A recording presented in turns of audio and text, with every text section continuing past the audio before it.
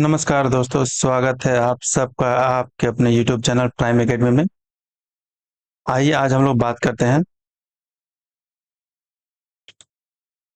JTET exam 2026 से संबंधित इतिहास विषय के कृषि, पशुपालन, नगरीकरण और जीवन के आयाम। कुल 50 प्रश्न है जो कि ऑब्जेक्टिव है और इसके साथ इसकी व्याख्या भी बताई जाएगी। ये आपके जेटेट के एग्जाम के लिए काफी ही महत्वपूर्ण, सभी 50 प्रश्न बहुत ही महत्वपूर्ण है जो कि आपको जेटेट की सफलता के लिए एक सटीक रास्ता है। चलिए बिना समय गंवाए आज शुरू करते हैं। इस क्लास का पहला क्वेश्चन, कृषि, पशुपालन, नगरीकरण और जीवन के आयाम। आपके सामने पहला प्रश्न है, पुरापाषाण काल में मानव की आजीविका का मुख्य साधन क्या था? पुरापाषाण काल में मानव की आजीविका का मुख्य साधन क्या था? ऑप्शन है आपके सामने, स्थायी कृषि, व्यापार, शिकार और खाद्य संग्रह या फिर धातु उद्योग। इसका सही जवाब है शिकार एवं खाद्य संग्रह। जी हाँ, इसका जो सही जवाब है वह है शिकार और खाद्य संग्रह। क्यों ऐसा? क्योंकि पुराने जमाने में लोग जो हुआ करते थे वह उनका जो जीवन था वो पूर्णतः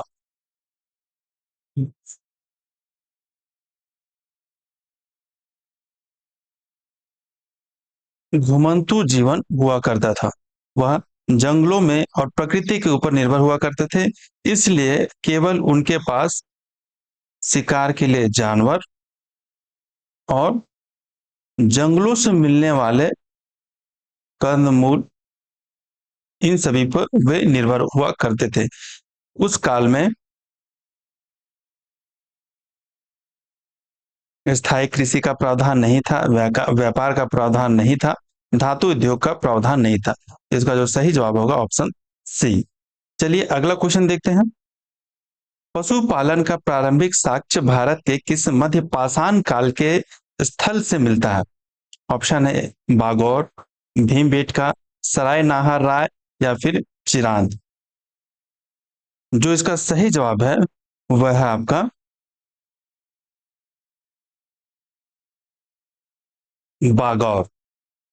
भारत में पशुपालन का जो प्रारंभिक साक्ष्य है मध्य पाषाण काल में, वह राजस्थान के बागौर से मिलता है। इसके अलावा एमपी के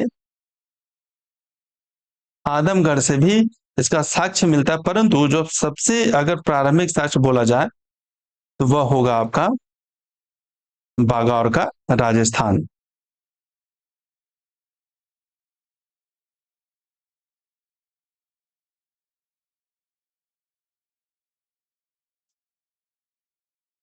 आइए अगला क्वेश्चन देखते हैं। नवपाषाण काल के लोग मुख्य रूप से किस प्रकार के घरों में रहते थे? ऑप्शन है कंक्रीट की बहुमंजिला इमारतें, एकदम नहीं होगा। मिट्टी के सरकंडों से बने अस्थायी घर, गुफाएं या फिर लोहे के तैरते हुए घर। तो जो इसका सही जवाब होगा वह होगा मिट्टी के सरकंडों से बने अस्थायी घर। मिट्टी के सरकंडों से बने स्थायी घर। क्यों? क्योंकि पहले के समय में जब नवपाषाण काल की शुरुआत हुई उस समय लोग थोड़े बहुत कृषि की शुरुआत कर दी। कृषि से होने वाले फसलों को रखने के लिए, उसकी देखभाल करने के लिए एक कहीं ना कहीं स्थायी घरों की आवश्यकता होने लगी। इसके कारण पुराने जमाने के लोग यानी नवपाषाण काल के लोग मुख्य रूप से क्या करने लगे, छोटे छोटे मिट्टी के घरों के निर्माण करने लगे, घास फूस के घरों के निर्माण करने लगे और सरकंडों से बने स्थायी घरों का निर्माण करने लगे। और इन सब को मिला के धीरे धीरे बस्तियों का निर्माण शुरू हो गया। कब? नवपाषाण काल में। अगला क्वेश्चन देखते हैं। सिंधु घाटी सभ्यता का राखी गढ़ी स्थल वर्तमान में भारत के किस राज्य में स्थित है? आपको बताना है कि इसका सही जवाब क्या होगा, पंजाब, गुजरात, राजस्थान या हरियाणा। चलिए बताते इसका सही जवाब क्या होगा। इसका सही जवाब है हरियाणा। हरियाणा राखीगढ़, हरियाणा। हरियाणा कहाँ है? राखीगढ़ में। जिले का नाम है हिसार। हिसार जिले में, हरियाणा राज्य के हिसार जिले में राखीगढ़ अवस्थित है। सिंधु घाटी सभ्यता का राखीगढ़ा, जो कि काफी प्रसिद्ध स्थल है यहाँ पे, और यह हड़प्पा कालीन नगरों में से एक प्रमुख स्थल माना जाता है। अगला क्वेश्चन देखते हैं। Question number 5। प्राचीन मेसोपोटामिया में समाज का कौन सा वर्ग सबसे शीर्ष में होता था, जिसमें राजा और पुरोहित शामिल होते थे? ऑप्शन देख लेते हैं। दास वर्ग, शासक और पुरोहित वर्ग, कृषक वर्ग या शिल्पकार वर्ग। तो जो इसका सही जवाब हो वह होगा शासक और पुरोहित वर्ग। बहुत आसान है, आप ऑप्शन से आप पकड़ सकते हैं कि आप जान सकते हैं कि इसमें जो महत्वपूर्ण है, जो सही जवाब है वह है शासक और पुरोहित वर्ग। क्यों? क्योंकि पहले अब बात हो रही है मेसोपोटामिया की। मेसोपोटामिया की सामाजिक संरचना अलग अलग वर्गों में विभाजित थी, जिसमें शहर हर शहरों के बीच में केंद्र में एक मंदिर हुआ करता था। मंदिर का देखभाल यानी वह केयर टेकर एक पुरोहित हुआ करता था। परंतु उसमें भी उस पूरे समाज में सर्वोच्च स्थान राजा का हुआ करता था। तो सबसे पहले शासक यानी राजा, दूसरे नंबर पे पुरोहित, तीसरे नंबर पे शिल्पकार, चौथे पे कृषक और पांचवें पे दास का नंबर आता था। अगला क्वेश्चन है, यानी इसका सही जवाब पहले देख लेते हैं, तो शासक और पुरोहित होगा। चलिए नेक्स्ट क्वेश्चन है। प्रारंभिक समाजों में बर्तनों को चमकीला और टिकाऊ बनाने के लिए खोजी गई तकनीक कौन सी थी? ऑप्शन ए कांच का लेप, ऑप्शन बी है मृत भांडों पर नक्काशी और पेंटिंग, ऑप्शन सी है प्लास्टिक कोटिंग और ऑप्शन डी है स्टील पॉलिश। आपको बताना है सही जवाब क्या होगा इसका। इसका जो सही जवाब होगा वह होगा मृत भांडों पर नक्काशी और पेंटिंग। प्रारंभिक समाज, देखिए प्रारंभिक समाज की बात हो रही है। प्रारंभिक समाजों में पहले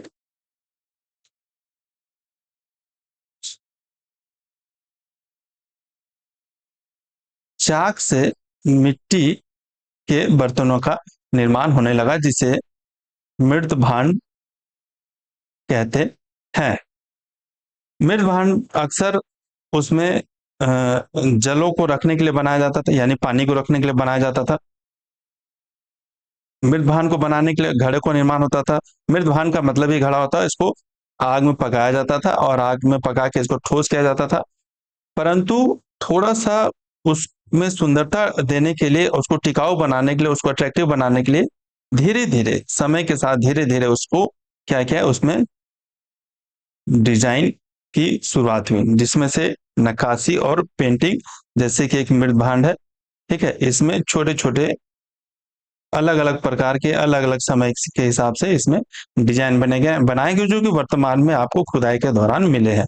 तो सही जवाब होगा मृद भांड पे नक्काशी और पेंटिंग चमकीला और टिकाऊ बनाने के लिए। नेक्स्ट क्वेश्चन है क्वेश्चन नंबर 7। सिंधु घाटी सभ्यता का प्रसिद्ध स्थल कालीबंगा किस नदी के किनारे स्थित है?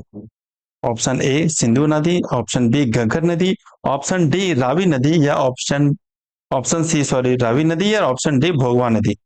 तो जो इसका सही जवाब होगा वह होगा आपका घग्गर नदी। जी हाँ, सिंधु घाटी सभ्यता का प्रसिद्ध स्थल जो कालीबंगा है वो आपका घग्गर नदी पर स्थित था। क्यों? क्योंकि घग्गर नदी वर्तमान में अभी एग्जिस्ट ही नहीं करता। ठीक है, यह एक जो ये नदी है पूरी तरह से सूख गई है। ठीक है, परंतु जो इसका एक रास्ता होता है, सूखा हुआ रास्ता, वो आज के समय में भी दिखता है, जिससे पता चलता है कि यहाँ पहले कभी नदी हुआ करती थी, घग्गर नदी। कालीबंगा की बात करते हैं, तो कालीबंगा क्यों फेमस था? तो कालीबंगा सिंधु घाटी सभ्यता में चूड़ियों के कारखाने के लिए काफी फेमस था। चलिए, तो इसका सही जवाब होगा घग्गर नदी।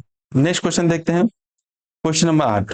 प्राचीन समाजों में कबीलों के मुखिया का चयन मुख्य रूप से किस आधार पे होता था?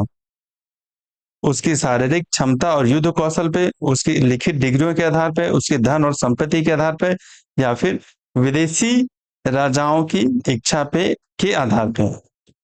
आपको बताना है कि प्राचीन समाजों में कबीलों के मुखिया का चयन किस प्रकार से होता था।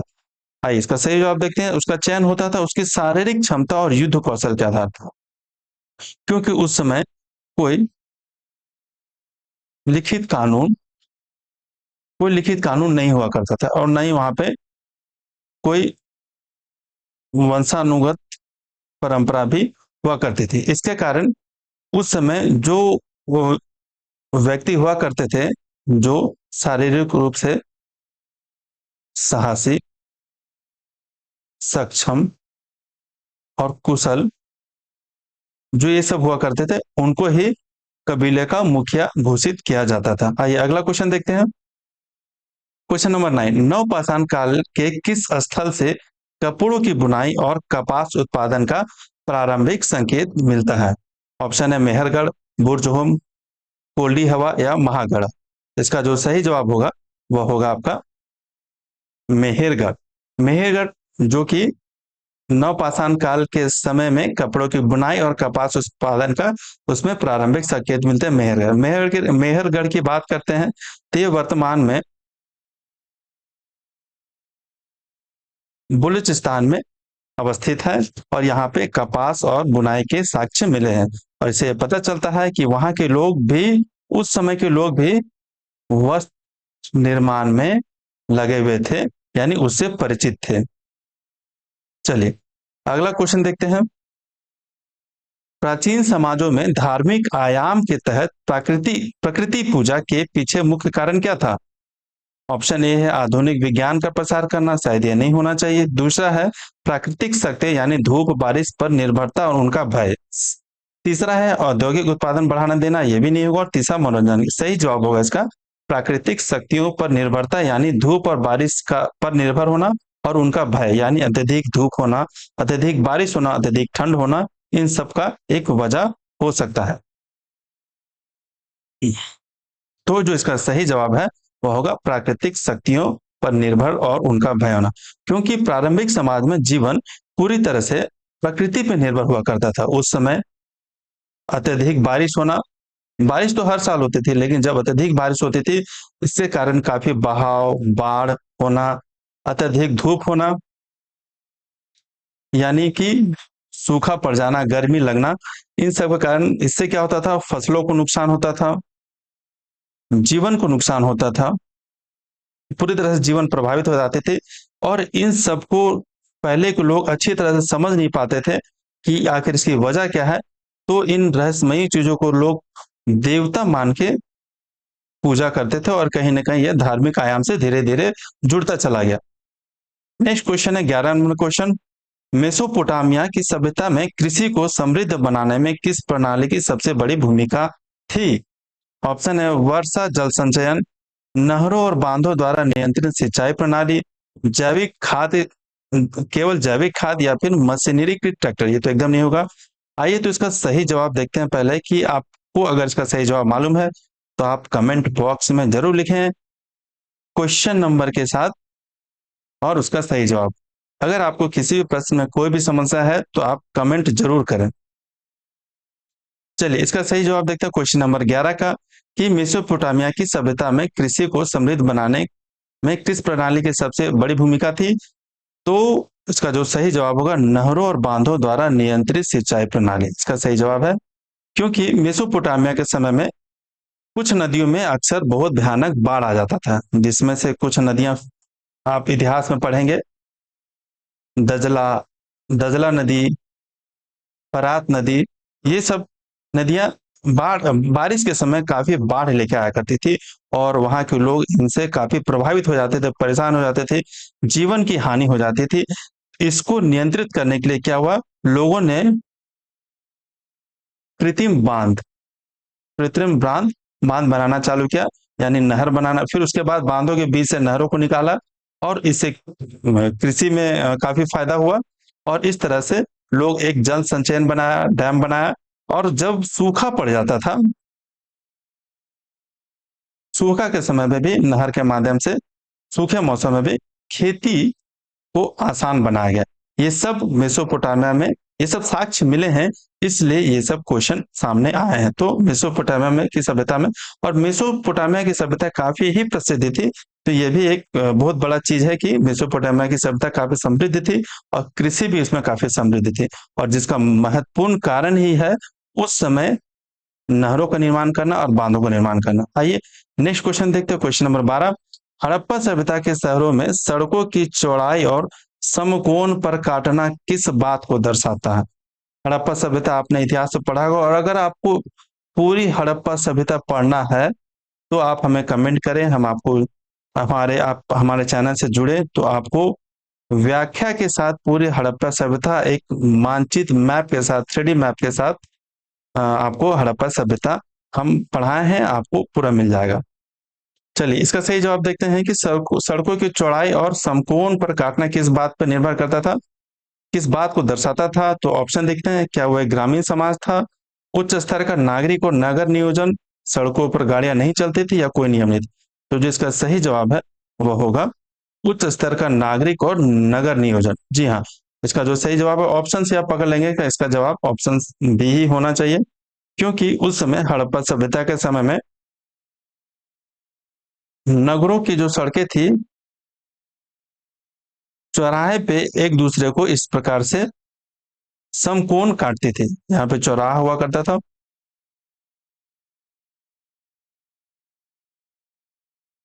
ठीक है, जिसको हम लोग इसको ग्रिड पैटर्न ग्रिड पैटर्न कहते थे।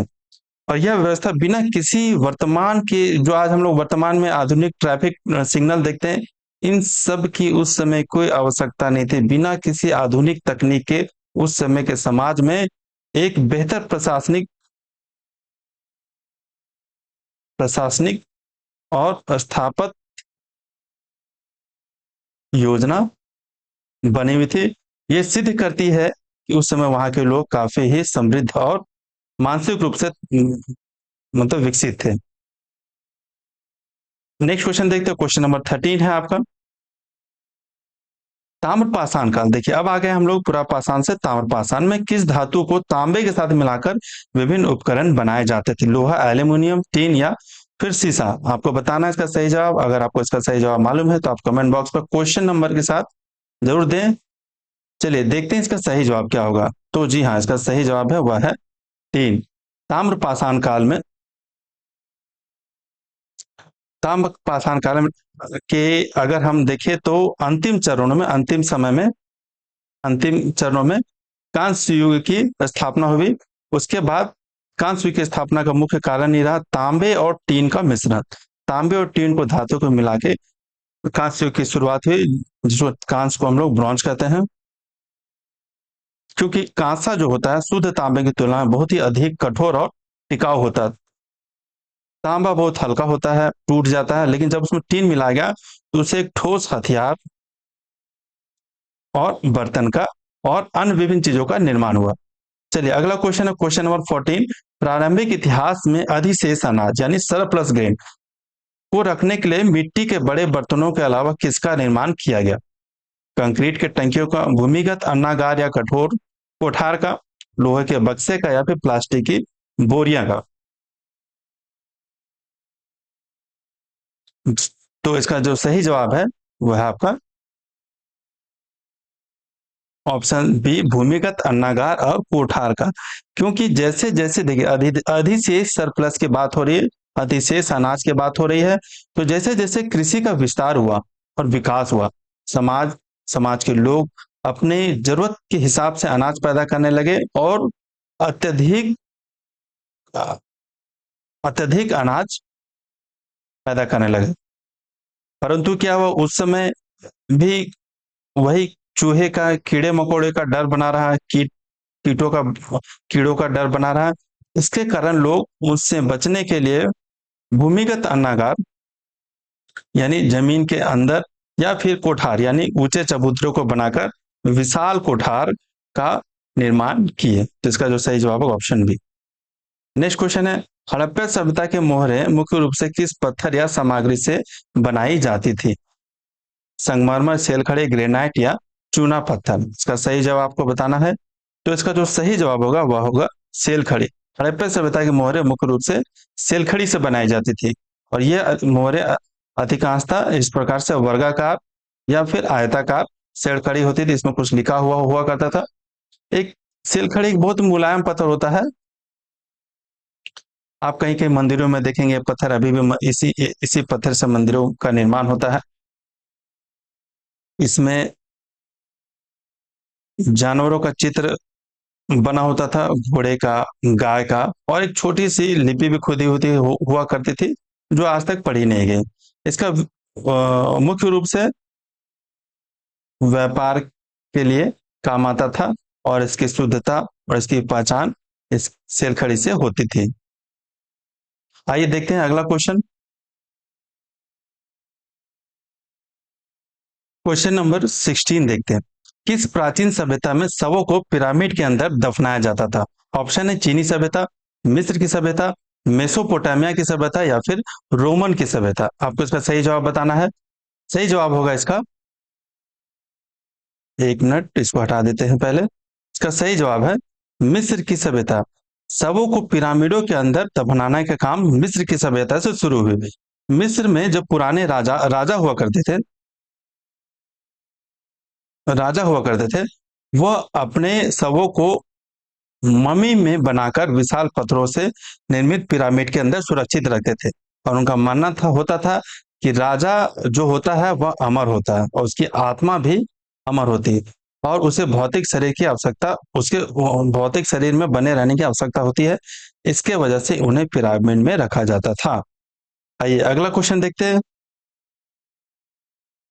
Question number 17। भारतीय चरवाहा समाजों की संपत्ति का मुख्य पैमाना क्या था? भूमि का स्वामित्व, पालतू पशुओं की संख्या, सोने के सिक्के, या पक्के मकान।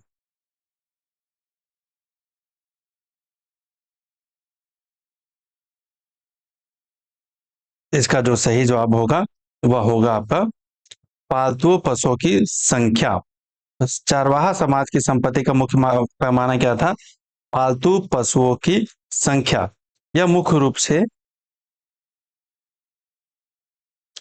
खाना बदोश होते थे, इनके पास कोई स्थायी भूमि नहीं होती थी। यह भेड़, बकरी, गाय, ऊंट, इन सब का इनके पास झुंड हुआ करता था। और जितना जिनके पास हुआ करता था उतना ही वे समृद्ध कहलाते थे। आइए अगला क्वेश्चन देखते हैं। इसका सही जवाब होगा पालतू पशुओं की संख्या। अगला क्वेश्चन देखते हैं। Question number 18। उत्तर वैदिक काल में कृषि में आए बड़े बदलाव का मुख्य कारण किस धातु की खोज थी? ऑप्शन है तांबा, कांसा, लोहा और सोना। देखिए बहुत इंपॉर्टेंट क्वेश्चन है, और क्वेश्चन का आपको ध्यान से देखना है कि उत्तर वैदिक काल में कृषि में आए बड़े बदलाव। तो यहाँ इंपॉर्टेंट है कि उत्तर वैदिक काल में, यानी कि वैदिक काल का जब अपने आखिरी समय में था, तो उस समय किस चीज का आपको किस चीज की खोज हुई? तो तांबा, कांसा, लोहा, या फिर सोना। सही जवाब है इसका लोहा। लगभग अगर हम बात करें उत्तर वैदिक काल की, तो 1000 ईसा 1000 ईसा पूर्व की बात हो रही है।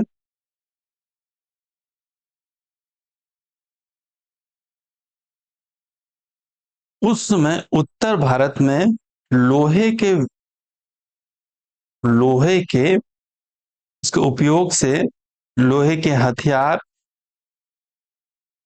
के उपयोग से जंगलों को साफ करना, जो हार्ड मिट्टी होती थी यानी कठोर मिट्टी होती थी, उसको खोदना या जोतना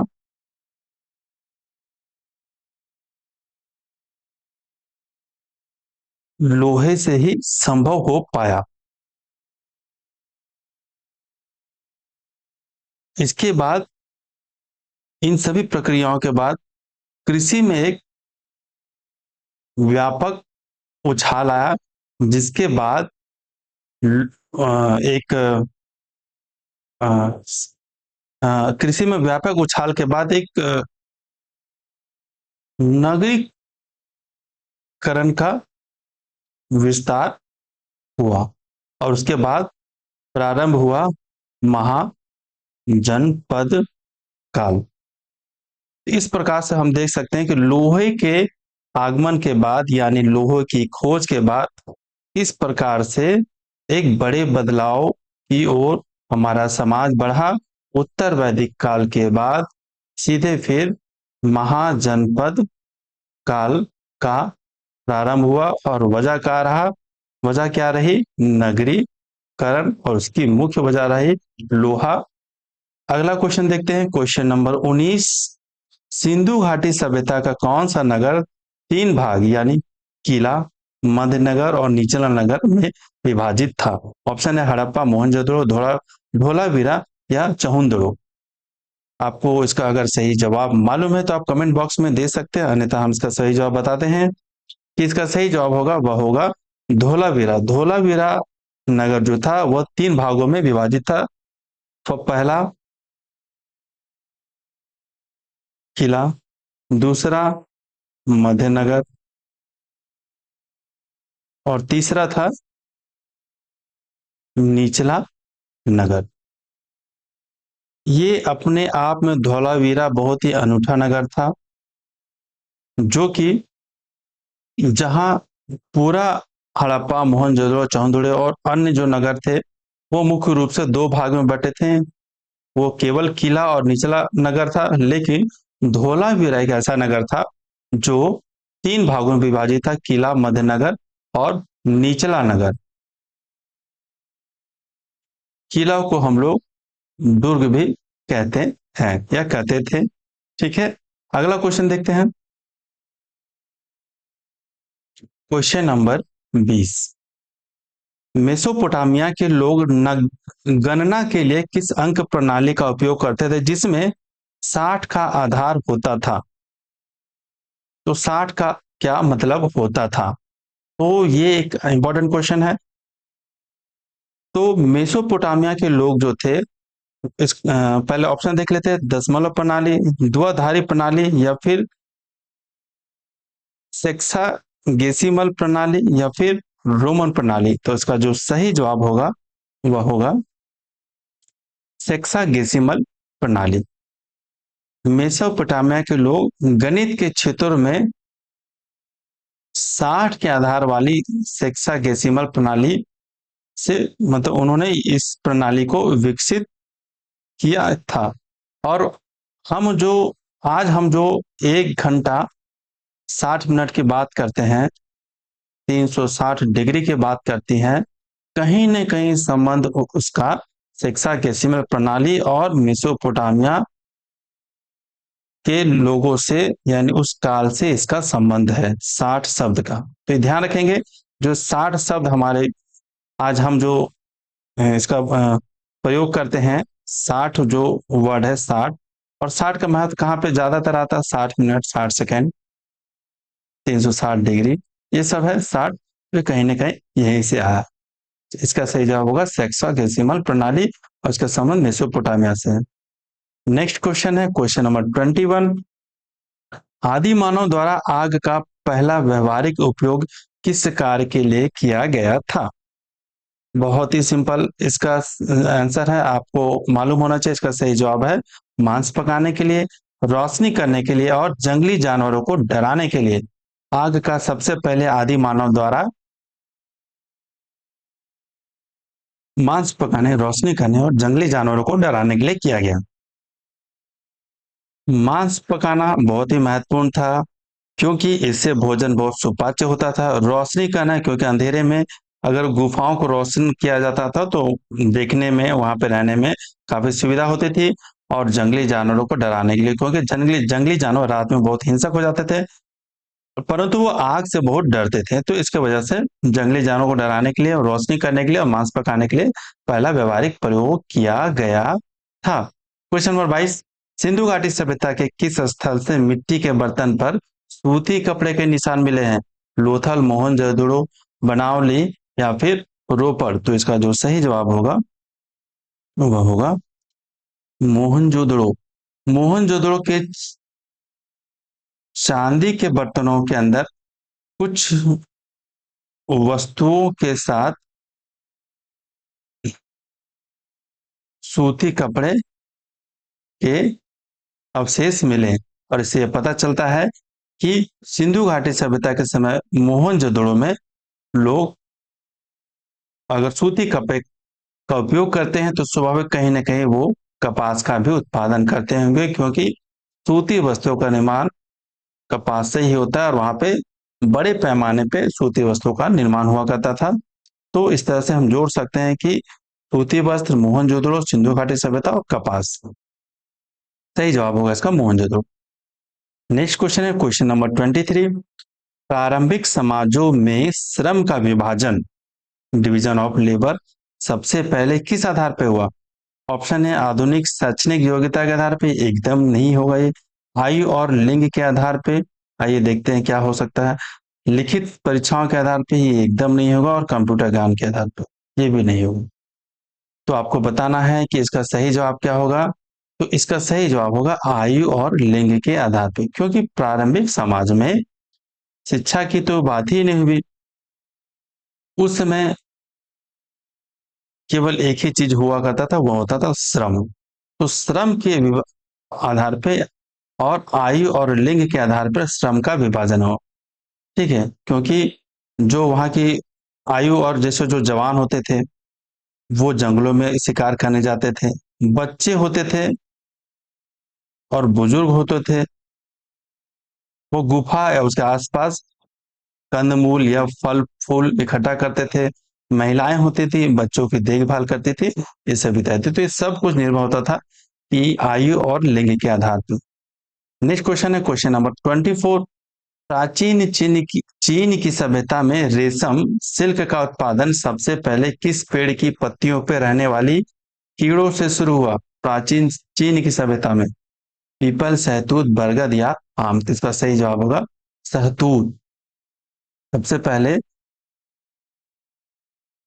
सहतूत में रेशम का आविष्कार हुआ। सहतूत के पेड़ों पर पलने वाले जो रेशम होते हैं, रेशम के कीड़े, उसे कोकून का धागा निकाला जाता है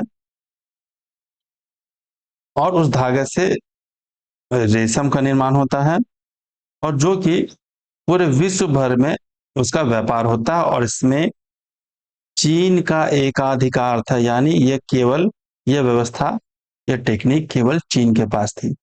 नेक्स्ट क्वेश्चन है हड़प्पा सभ्यता का स्थल तुतका गेंडोर किस देश की सीमा के निकट स्थित है?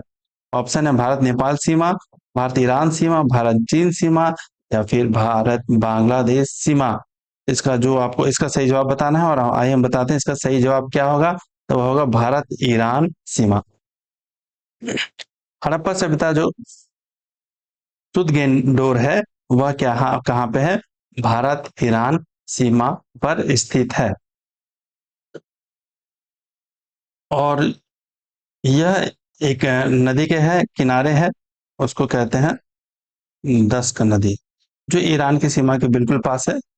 और एक कहा जा सकता है कि यह बहुत ही प्राचीन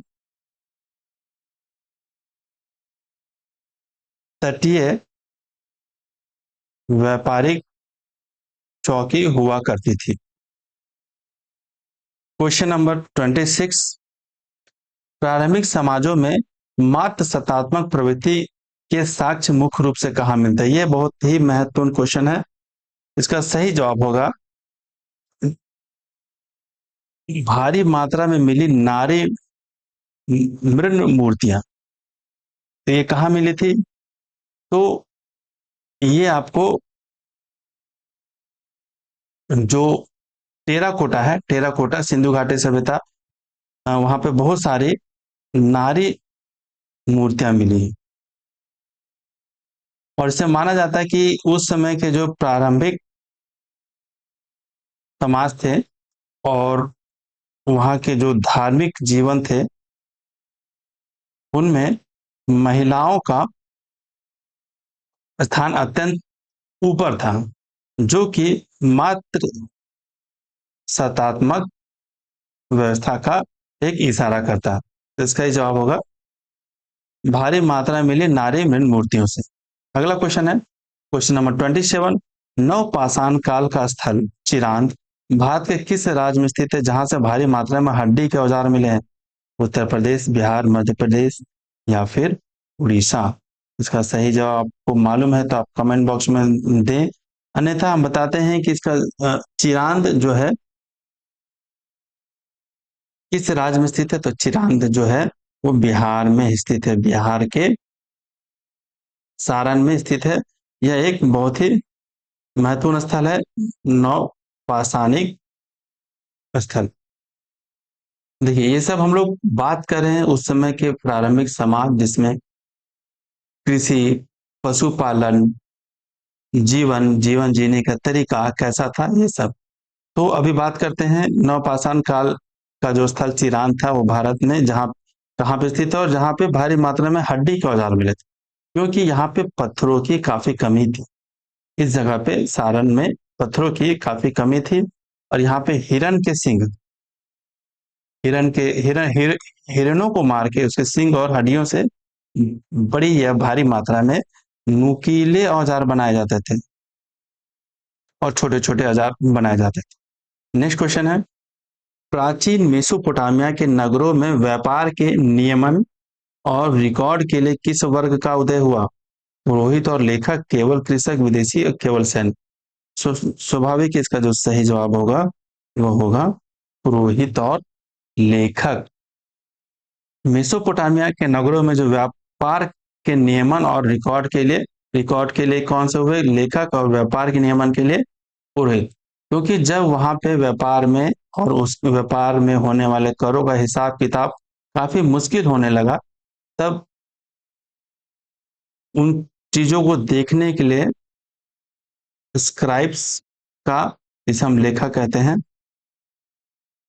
वो बैठाया गया, रखा गया। और ये लोग मिट्टी की पट्टियों पे अपनी एक लिपि लिखते थे जिसे किलाक्षर कहते थे। किलाक्षर लिपि से पूरा प्रशासनिक और व्यापारिक रिकॉर्ड इनके द्वारा रखा जाता था। क्वेश्चन नंबर 29, सिंधु घाटी सभ्यता में मनका बनाने का कारखाना किस स्थल से प्राप्त हुआ? तो वेरी वेरी इंपॉर्टेंट क्वेश्चन है। चौंदड़ो और लोथल, कालीबंगा, रोपड़ या सुदगेंधर। इसका जो सही जवाब है वह है आपका सही जवाब ऑप्शन ए है, चौंदड़ो और लोथल। चौंदड़ो कहाँ है? चौंदड़ो आपका पाकिस्तान में। लोथल कहाँ है? लोथल गुजरात में। यहाँ पे ये दोनों केंद्र बहुत ही महत्वपूर्ण थे हड़प्पा सभ्यता के लिए, और दोनों ही औद्योगिक केंद्र के लिए जाने जाते थे। यहाँ पे मनका मिला है, कई सारे कीमती पत्थर मिले हैं, शंख मिले हैं और मन के बनाने के कारखाने मिले हैं, जो कि से पता चलता है कि यह जो स्थल था चौंदड़ो और लोथल, कहीं ना कहीं यह शहरी शिल्प विशेषता को बताता है। नेक्स्ट क्वेश्चन है क्वेश्चन नंबर 30, प्रारंभिक कृषि समाजों में सामूहिक उत्सवों का मुख्य केंद्र बिंदु क्या होता था? तो इसका जो सही जवाब है फसल की बुनाई, कटाई और ऋतु परिवर्तन। प्रारंभिक समाजों में सामूहिक उत्सव तब मनाया जाता था जब खेतों में बीज को बोया जाता था। उस समय देवताओं को, ताकि फसल अच्छा हो, देवताओं को प्रसन्न करने के लिए सामूहिक रूप से नृत्य, संगीत, उत्सव का आयोजन किया जाता था। अब आज भी हम लोग इस तरह के लोक त्योहारों को मनाते हैं, यानी ये सब आज भी हमारे समाज में जीवित है। अगला क्वेश्चन है क्वेश्चन नंबर 31, हड़प्पा काल में तांबे का आयात मुख्य रूप से किस स्थान से किया जाता था? खेतड़ी, कोलार, छोटा नागपुर पठार या फिर अफगानिस्तान। तो इसका सही जवाब बताना आपको। सही जवाब है इसका खेतड़ी। जी हाँ, खेतड़ी राजस्थान। क्योंकि आप हम लोग पहले पढ़ चुके कि हड़प्पा काल से ही जो धातु निर्माण है वह काफी उसमें लोग निपुण थे। वे औजार का निर्माण जानते थे, मूर्तियों का निर्माण जानते थे, और मुख्य रूप से इन सभी चीजों में कहीं ना कहीं शुरुआती दौर में तांबे का स्थान रहा, यानी तांबे की आवश्यकता रही। और यह सब खेतड़ी से मंगाया जाता था। खेतड़ी राजस्थान में, राजस्थान खेतड़ी, और खेतड़ी आपका एक वर्तमान में जिला है, झुंझुनू जिला, वहां से ये उस उनके वहां के खानों से मंगाया जाता था तांबे। और ये भारत की बात है, और कुछ तांबे विदेशों से आते थे, विदेश के विदेश से, ओमान से। चलिए अगला क्वेश्चन देखते हैं, क्वेश्चन नंबर 32। किस काल में पत्थरों को अत्यधिक घिसकर चिकना और धारदार कुल्हाड़ियां बनाई जाती थी? यानी यहाँ पे हथियारों की बात हो रही है, हथियारों केवल पत्थरों की बात हो रही है। पूरा पाषाण काल, मध्य पाषाण काल, नव पाषाण काल या ताम्र पाषाण काल? तो इसे देखिए, ताम्र पाषाण काल तो होगा नहीं, सही जवाब इसका नव पाषाण काल। नव पाषाण की क्या विशेषता रही कि यहाँ पे औजारों को थोड़ा सा, पत्थर के औजारों को,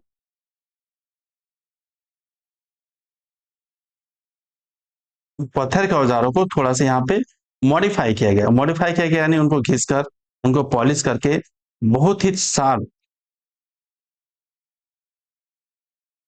शार्प कुल्हाड़ी बनाई गई, और जिससे पेड़ों को काटना, जानवरों का शिकार करना, खेती के लिए जमीन को साफ करना, ये सब इंपॉर्टेंट रहा।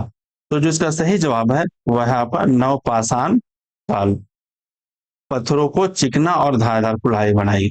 अगला क्वेश्चन है, क्वेश्चन नंबर 33।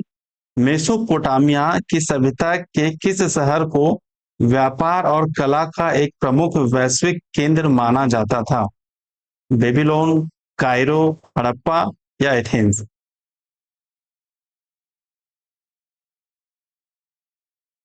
इसका जो सही जवाब है वह है आपका बेबीलोन।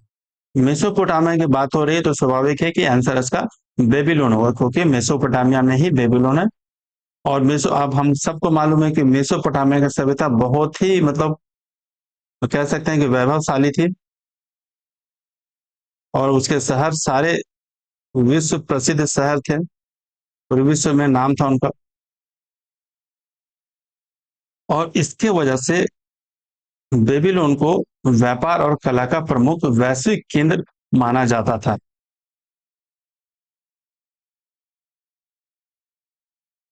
Question number 34।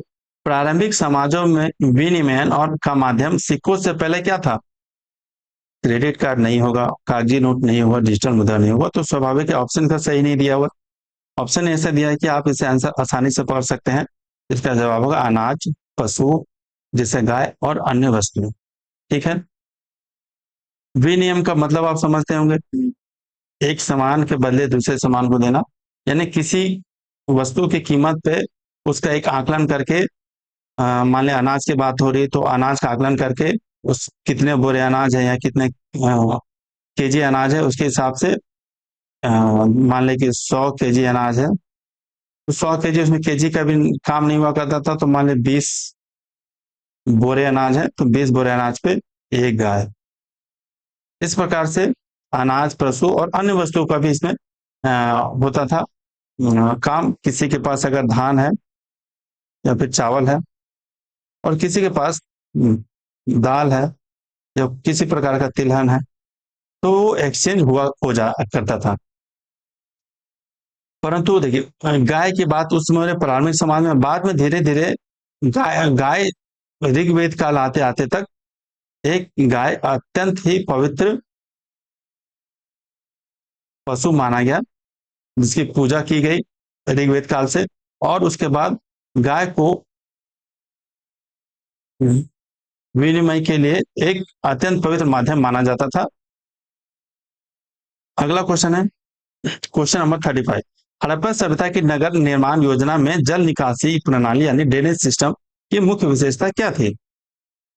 नालियां खुली रहती थी। ऑप्शन बी है नालियां ढकी हुई थी और उनमें नियमित सफाई के लिए मैनहोल बने थे। नालियों का पानी घर के अंदर जमा हो जाता था, वहां कोई नालियां नहीं। सही जवाब होगा इसका, नालियां ढकी हुई थी और उसमें सफाई के लिए मैनहोल बने हुए थे। बहुत ही आसान इसका आंसर है, क्योंकि हड़प्पा सभ्यता काफी विकसित थी। सिंधु घाटी सभ्यता सबसे उत्कृष्ट विशेषता और उसकी स्वच्छता और उसकी जल निकासी व्यवस्था के लिए जाना जाता है, क्योंकि वहां प्रत्येक घर के सामने छोटी नालियां जाके सड़क के बीच एक बड़ी नालियां से मिल जाती थी। और ये नालियां पूरी तरह से ईंटों या पत्थरों की पट्टियों से ढकी हुई स्लैब से ढकी हुई होती थी, और हर जगह सफाई के लिए एक मैनहोल बना हुआ करता था, जिसको हम लोग कसदान कहा करते हैं, कहा करते थे। चलिए अगला क्वेश्चन है, क्वेश्चन नंबर 36। मिस्र की सभ्यता में प्रयुक्त होने वाली चित्रलिपि को वैज्ञानिक रूप से किस नाम से जाना जाता है? तिलाक्षर, हायरोग्लिफिक्स, ब्राह्मी या अरामी? इसका जो सही जवाब होगा वह होगा हायरोग्लिफिक्स। क्या है? तो जो मिस्र के लोग तो अपनी भाषा को लिखने के लिए चित्रों का प्रयोग करते थे, कोई प्रकार का साइन प्रतीक का प्रयोग करते थे,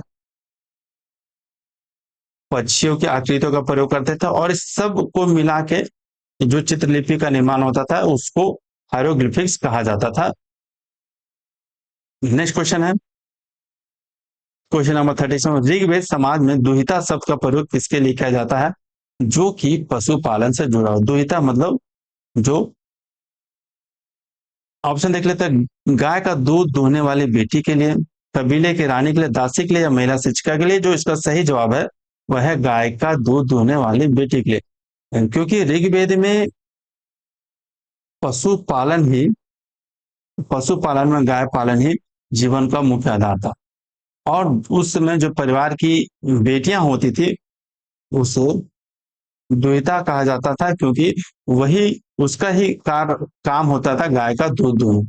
और इस सब से पता चलता है कि जो ऋग्वेद समाज में महिलाओं का जो जुड़ाव कहीं ना कहीं आर्थिक गतिविधियों से रहा, उनका रिश्ता नाता बना रहा। Next question 38। सिंधु घाटी सभ्यता के लिए किस स्थल से एक उन्नत जल संचयन प्रणाली वाटर हार्वेस्टिंग सिस्टम के साक्ष्य मिले हैं? ऑप्शन है बनावली, धोलावीरा, लोथल या कालीबंगा। आपको इसका सही जवाब बताना है। चलिए देखते हैं इसका सही जवाब क्या होगा। सही जवाब है धोलावीरा। धोलावीरा कहाँ है वर्तमान में? गुजरात। गुजरात में वर्ष धोलावीरा में वर्षा के जल को एक स्टोर रखने के लिए एक विशाल जलाशय बनाए गए, और इस तरह से टोटल 16 विशाल जलाशय की एक श्रृंखला मिली है धोलावीरा में। और इससे पता चलता है कि वहां के लोग जल प्रबंधन प्रणाली से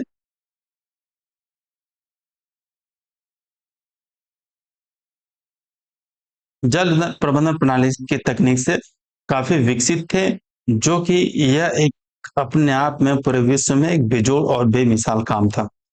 क्वेश्चन नंबर 39।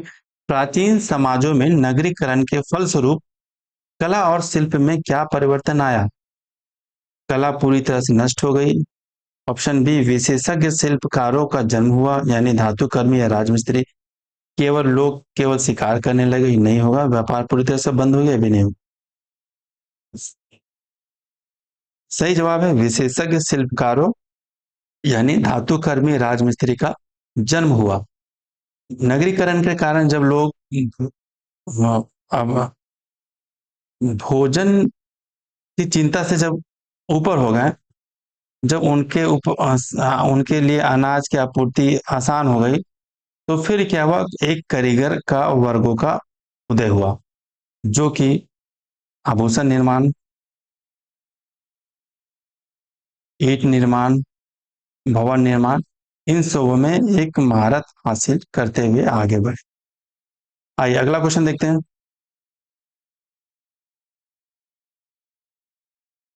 Question number 40। मानव इतिहास का वह काल जिसके कोई लिखित साक्ष्य उपलब्ध नहीं है क्या कहलाता है? ऑप्शन है ऐतिहासिक काल, प्राग ऐतिहासिक काल, आदि ऐतिहासिक काल, या फिर आधुनिक काल। इसका जो सही जवाब होगा वह होगा प्राग ऐतिहासिक काल, क्योंकि इतिहास को जब अलग अलग भागों में बांटा गया, तो वह भाग जिसमें किसी भी प्रकार का लिखित दस्तावेज नहीं मिला या फिर किसी प्रकार की पुस्तकें नहीं मिली, जो पूरी तरह से कहीं ना कहीं पत्थरों और जानवरों के हड्डियों के पुरातात्विक साक्ष्य पर निर्भर रहा, उसे हम प्राग ऐतिहासिक काल कह सकते हैं या कहते हैं, जिसको हम पाषाण काल भी कहते हैं। तो इसका सही जवाब होगा प्राग ऐतिहासिक काल। नेक्स्ट क्वेश्चन है क्वेश्चन नंबर 41। हड़प्पा सभ्यता के लोग किस जानवर से अपरिचित थे या फिर उसका व्यापक व्यापक उपयोग नहीं करते थे? ऑप्शन है बैल, भेड़, घोड़ा या फिर कुत्ता। इसका सही जवाब बताना है आपको। आइए देखते हैं इसका सही जवाब क्या होगा। सही जवाब है इसका घोड़ा। यह काफी इंपॉर्टेंट क्वेश्चन है, कई बार पूछा गया है। वैसे हड़प्पा सभ्यता को देखिए, अपरिचित है वह था घोड़ा, पर थोड़ा सा एक बात है कि एक जगह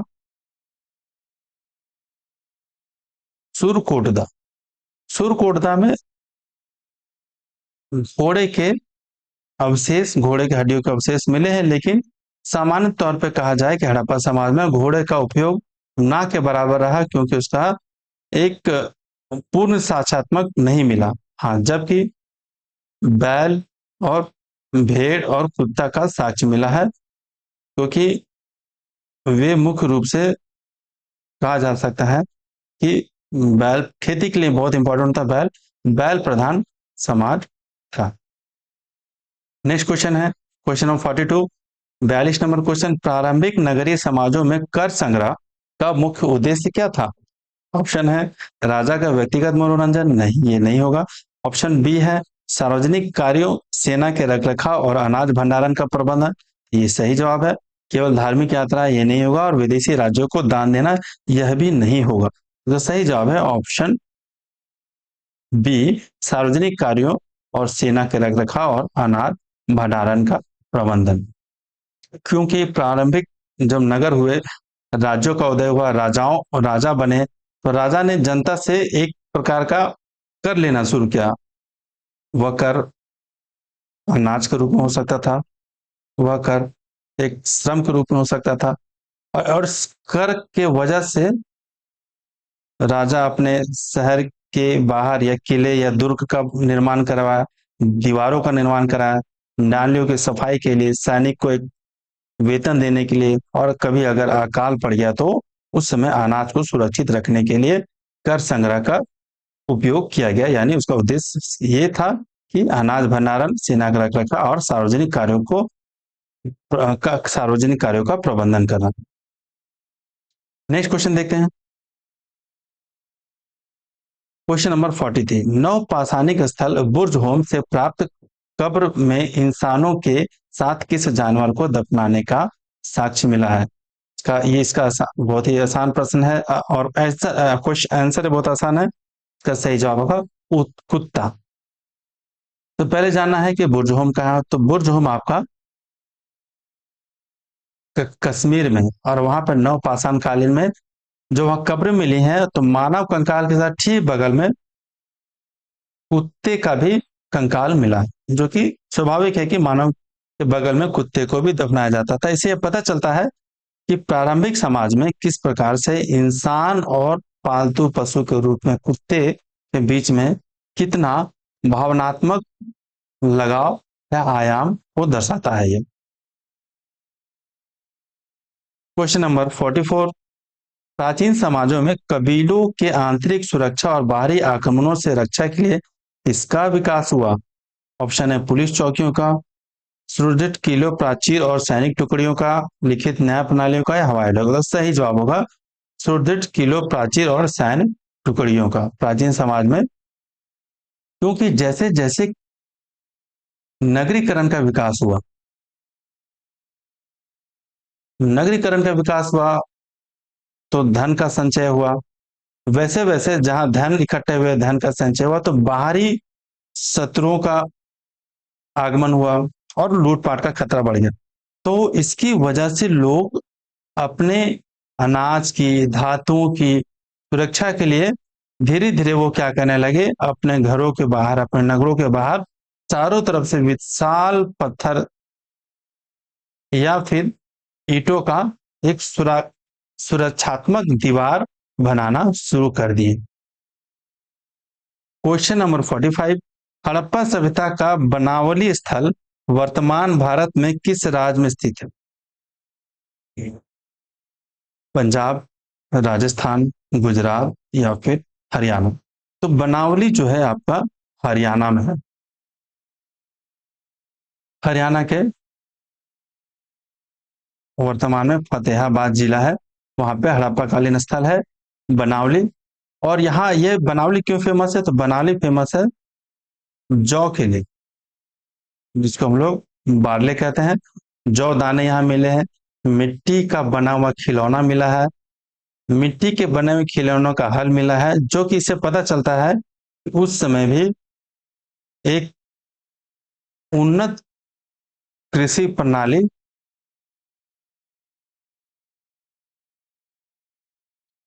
उन्नत कृषि प्रणाली विकसित थी। आइए नेक्स्ट क्वेश्चन देखते हैं। क्वेश्चन नंबर 46, मिस्र की सभ्यता में प्रयुक्त होने वाला पेपिरस मुख्य रूप से क्या था? एक धातु का सिक्का था क्या? क्या यह लेखन के लिए प्रयुक्त एक पौधा या कागज था, या एक प्रकार का हथियार था, या फिर कृषि का हल था? तो इसका जो सही जवाब होगा, लेखन के लिए एक प्रयुक्त एक प्रकार का पौधा या कागज था, पेपिरस। देखिए हमें, हमारा टॉपिक है प्रारंभिक समाज में कृषि, पशुपालन और जीवन का है। तो हम चाहें तो केवल भारतीय समाज के बारे में पढ़ सकते हैं, परंतु इसके साथ हमें भारतीय समाज की बात करें तो भारतीय समाज में हम हड़प्पा सभ्यता की पढ़ते हैं, लेकिन हड़प्पा सभ्यता के साथ कहीं ना कहीं हमें मिस्र सभ्यता की बात पढ़नी होगी, चीन सभ्यता पढ़ना होगा, और उसके बाद मेसोपोटामिया भी पढ़ना होगा। इन सब के बारे में थोड़ी थोड़ी जानकारी रखना होगी। इसलिए हम मेसोपोटामिया के बारे में कुछ क्वेश्चन रखे हैं, चीन सभ्यता, मिस्र की सभ्यता और हड़प्पा सभ्यता। तो आप निराश ना हो, प्रश्न कहीं से पूछ सकता है।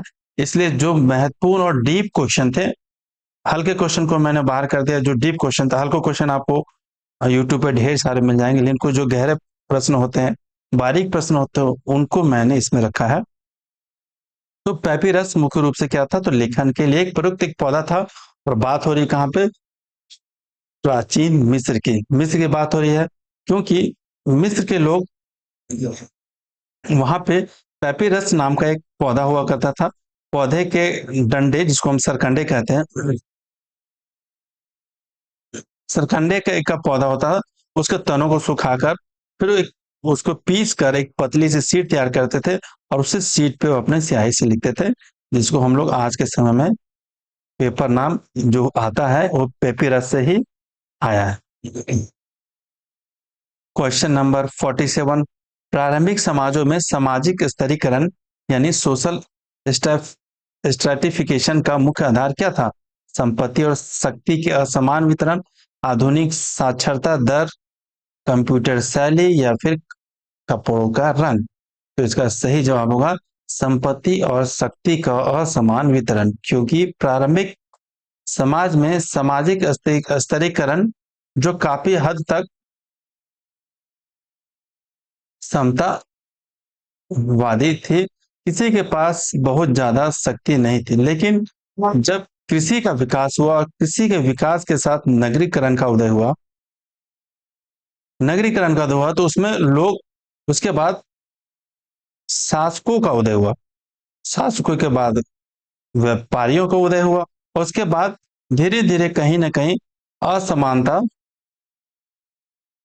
बढ़ती चली गई, क्योंकि जिसके पास कम संसाधन थे वो गरीब हो गए, और राजाओं के पास, शासकों के पास, व्यापारियों के पास अधिक जमीन और संसाधन जमा हो गए, और इस तरह से समाज में अमीर और गरीब की खाई बन गई, जिसको हम लोग बाद में क्लासेस में बांट दिया गया, एक शासक होगा और एक शासित होगा।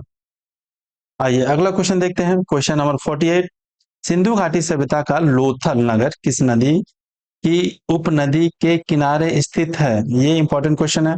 ऑप्शन है साबरमती की उपनदी भोगवा, नर्मदा, ताप्ती, या फिर यमुना। सही जवाब है साबरमती की उपनदी भोगवा। लोथल है, लोथल कहाँ आपको मालूम होना चाहिए? और मालूम होगा भी। लोथल गुजरात में है, गुजरात के अहमदाबाद जिले के सागरवाला गांव में के पास स्थित है साबरमती नदी, और इसकी एक सहायक नदी है भोगवा नदी, और इसी के तट पर बसा है क्या, लोथल। आइए अगला क्वेश्चन देखते हैं। 49 टोटल 50 प्रश्न हमने इस पीडीएफ में रखे हैं इस वीडियो में। अगर आपको इसका पीडीएफ चाहिए तो हमारे इस नंबर पे व्हाट्सअप कर दें, हम आपको इसका पीडीएफ व्हाट्सअप कर देंगे। नोट्स पीडीएफ सब कुछ मिल जाएगा आपको, ठीक है। जेटेट 2026 जो आपके सामने अब आने वाला है। चलिए देखते हैं ये क्वेश्चन, हमारा क्वेश्चन नंबर 49। प्रारंभिक मानव समाज में वस्त्रों के निर्माण के लिए मुख्य रूप से किस सामग्री का उपयोग किया जाता था? नायलॉन और पॉलिस्टर नहीं होगा। जानवरों की खाल, पेड़ की छाल और बाद में सूत या ऊन, तो यही होना चाहिए। प्लास्टिक की सीट ये भी नहीं होगा, और केवल रेशमी धागे यह भी नहीं होगा। क्योंकि जब बात हो रही प्रारंभिक समाज की, उस समय लोग क्या करते थे, खुद को बचाने के लिए, खास करके ठंड से बचाने के लिए जानवरों की खाल को ओढ़ लेते थे, या फिर पेड़, जो बड़े पेड़ होते हैं उनके छालों को लपेट लेते थे। बाद में धीरे धीरे समय के साथ जब कांस्य युग आया, कांस्य युग आया, तो उसके बाद फिर बुनाई, चरखा, कताई, ये सब आए। उसके बाद कपास, भेड़ की ऊन, ये सबसे फिर कपड़े बनने की शुरुआत हुई। तो ये क्रम इस प्रकार से रहा, जिस प्रकार से इसका सही जवाब होना चाहिए आपका ऑप्शन बी।